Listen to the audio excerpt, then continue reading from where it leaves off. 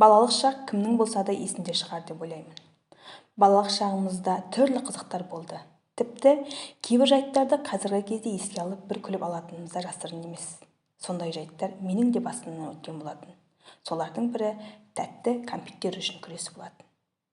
Тәтті кәмпиттер менің ең сүйікті тамағымнан бірі болатын. Оларды жеу үшін қандай кедергіден өтуге де әзір болатын. Әкем мен анам тісің ауырады, тәттіні көп жеме деп ұрсып жүретін.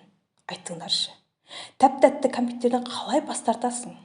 Олар да құтты бір қане мені жеші деп тұрғанда саған қарап күлімдеп тұрады ғой. Жоқ, олардан бас тартпаймын дейтінмін ішімнен. Бір күні қатты тісім ауырды, тіпті күмп болып ісіп те кетті. Анам түнімен дәрі беріп, таңертең тіс дәрігеріне апарып емдетті. Содан бері әкем мен анамның кәмпиттерді жасырмаған жері жоқ. Қайда тықса да тауып алатын. Тіпті құлыпқа салып тастаса да тәттілерге деген махаббатым жеңіп шығатын. Анам оны алып жеп жүргенімді білмейтін еді. Тек үйге қонақтар келген кезде анамның ашумен шыққан «Гүлмарал» деген дауысынан селт ете қалдым. Сосын ішімнен «Қане, Гүлмарал, жаның барда бұл жерден кетіп қал» деймін де далаға қарай жүгіріп шығатын. Сол шыққаннан қонақтар кеткенше анамның ашуы басылғанша далада жүретін. Содан бір күні тәтті кәмпиттерді алды да ас үйдегі шкаптың ең жоғарғы жағына қойды. Дәуде болса бойы осына жетпейді деген шығар. Бірақ іздеп жүріп тәттілерді сонда тыққанын сездім. Тәттілер шкаптың ең жоғарғы жағында самауырдың жанында тұрған. Мен оған жету үшін бар күш-жігерімді жинап жоғары қарай өрмелей бердім. Қанша уақыт қалай қайтып өрмелегенім есімде жоқ. Бір қарасам тәттілерге жетіппін.